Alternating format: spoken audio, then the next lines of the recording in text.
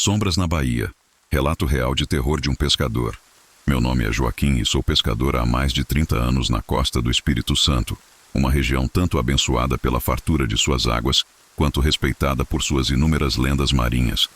Toda minha vida foi passada entre as ondas, sob o sol e a chuva, conhecendo cada maré como se fosse parte de minha própria família. Mas, em uma noite sem lua, meu respeito pelo mar cresceu ainda mais quando enfrentei algo inexplicável nas águas escuras da nossa baía. Nessa noite, escolhi sair para pescar no que os locais chamam de Águas Sussurrantes, um ponto conhecido por suas histórias de sorte e desgraça. Os mais velhos sempre diziam que esse lugar poderia dar-lhe a maior das capturas, ou arrastá-lo para o mais profundo dos horrores. Movido por uma mistura de desafio e necessidade, naveguei para lá, o motor do meu pequeno barco cortando o silêncio da noite. Conforme as horas passavam, o silêncio da noite era apenas quebrado pelo som suave das ondas batendo contra o casco. A escuridão era tão completa que sentia como se estivesse navegando no vazio, guiado apenas pelo conhecimento ancestral dos caminhos do mar. Meu objetivo era simples: lançar as redes e esperar que a maré trouxesse algo valioso. Por volta da meia-noite, enquanto esperava pacientemente, comecei a ouvir murmúrios baixos, como se alguém estivesse falando nas profundezas. Inicialmente, pensei que o cansaço estivesse me fazendo imaginar vozes, mas logo os sons se tornaram mais claros, mais urgentes. Eram vozes humanas, ou assim pareciam, entoadas em uma canção antiga e melancólica que nunca tinha ouvido antes. Curioso e um pouco temeroso, inclinei-me sobre o bordo do barco, tentando captar melhor os sons. Foi então que as águas ao redor começaram a se agitar violentamente, como se algo grande estivesse se movendo abaixo da superfície. De repente, um vento frio soprou, e as águas se acalmaram tão rapidamente quanto haviam se revoltado. Hesitante, mas incapaz de resistir à minha natureza curiosa, lancei uma lanterna às águas, cuja luz penetrou a escuridão, revelando por um breve momento a forma de algo imenso e escuro, com braços longos que pareciam se estender em minha direção.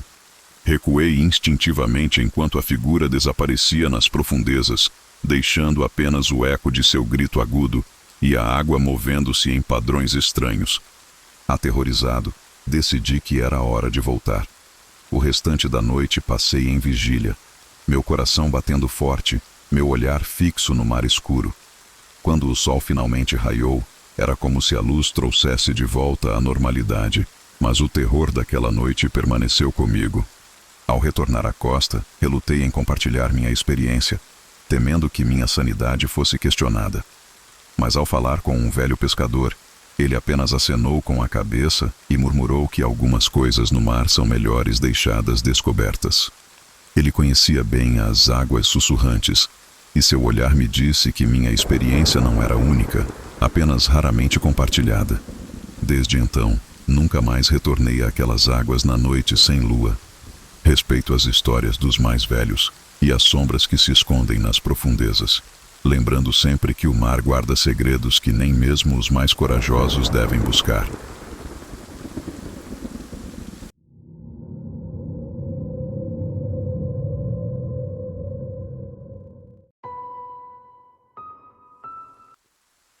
O Eco das Marés. História de terror ao som de chuva entre pescadores. Meu nome é Antônio e sou pescador na região de Ilhabela, litoral norte de São Paulo. Um lugar conhecido por suas belezas naturais e também por seus mistérios marinhos.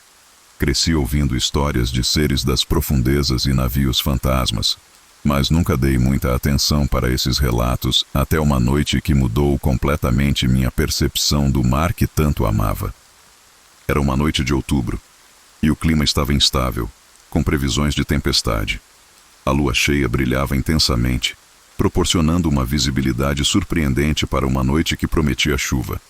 Decidi aproveitar o tempo antes que o mau tempo começasse para lançar minhas redes perto do arquipélago dos Alcatrazes, um local de pesca fértil, mas cercado de lendas devido a seus naufrágios antigos e águas traiçoeiras. Junto com 2 companheiros, Jorge e Carlos, navegamos para o local, o barulho do motor se misturando com o som das ondas contra o casco.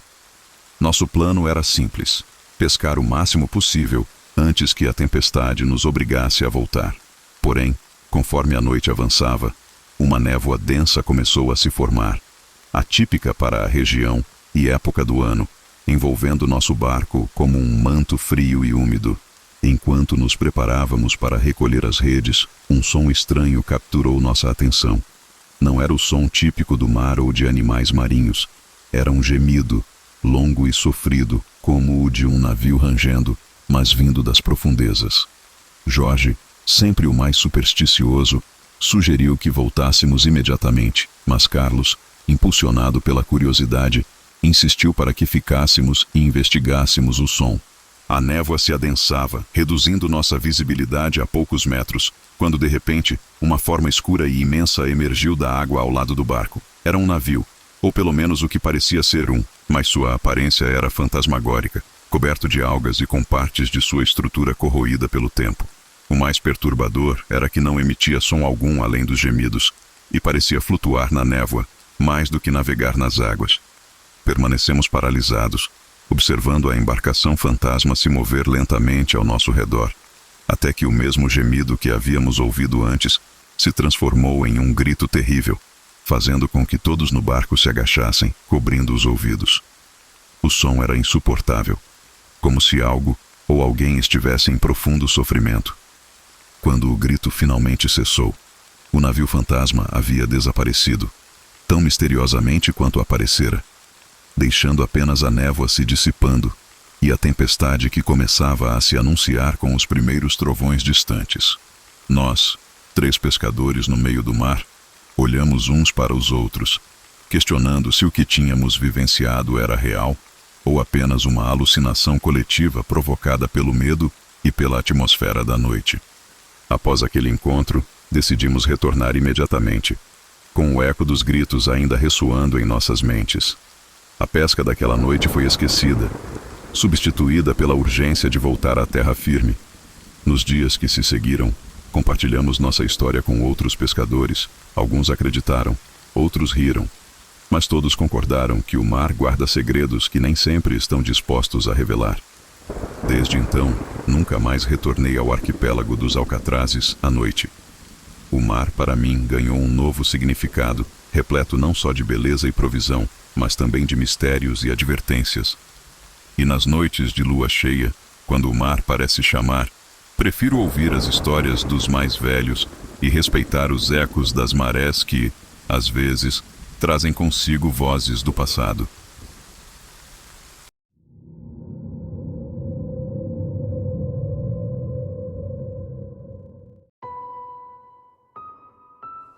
Calafrio nas águas.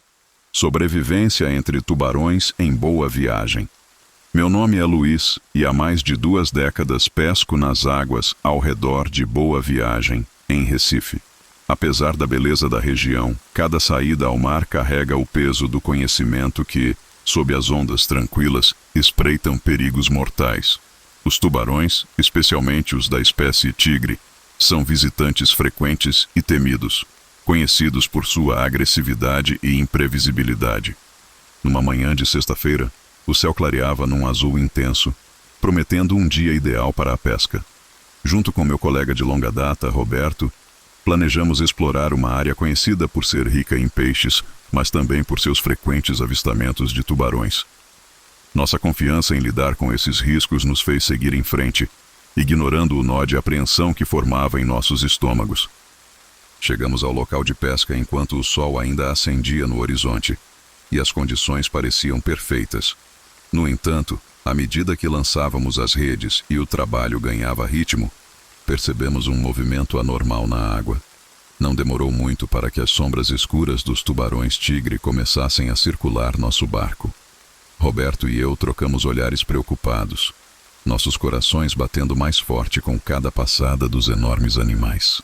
O verdadeiro pânico começou quando, ao tentar ajustar uma das redes, Roberto escorregou no convés molhado. Com um grito abafado, ele caiu nas águas frias e turbulentas, desaparecendo de vista por um momento aterrorizante. Gritei seu nome, correndo para o lado do barco de onde ele tinha caído, meu coração pulando na garganta. Roberto emergiu, tossindo água e agitando os braços, tentando se manter à tona. Os tubarões, atraídos pelo tumulto, começaram a se aproximar dele com curiosidade predatória. Sem pensar, peguei a boia salva-vidas e a joguei em sua direção, gritando para que ele se agarrasse a ela com todas as suas forças. Os minutos seguintes foram os mais longos e agonizantes de minha vida. Com a ajuda de uma corda, comecei a puxar Roberto de volta ao barco. Cada movimento meticulosamente calculado, para evitar atrair mais a atenção dos tubarões. Ele gritava, cada vez que um dos tubarões se aproximava perigosamente perto de seus pés chutando na água. Finalmente, consegui trazê-lo para o lado do barco e, com um esforço sobre-humano, puxei-o para bordo. Ambos caímos no convés, exaustos e tremendo, enquanto os tubarões continuavam a circular o barco, como se desapontados por terem perdido uma potencial presa. O caminho de volta para a costa foi feito em silêncio, ambos nós absorvendo a realidade do que havia acontecido. O pânico que senti ao ver meu amigo na água, vulnerável e aterrorizado, foi um lembrete brutal do perigo que sempre espreita sob as ondas. Desde aquele dia, nossa abordagem ao mar mudou. Respeitamos mais do que nunca os avisos dos mais velhos e os sinais que a natureza nos dá. Histórias como a nossa são compartilhadas entre os pescadores com um novo nível de seriedade, não apenas como contos de advertência, mas como lembretes de nossa vulnerabilidade diante das forças da natureza.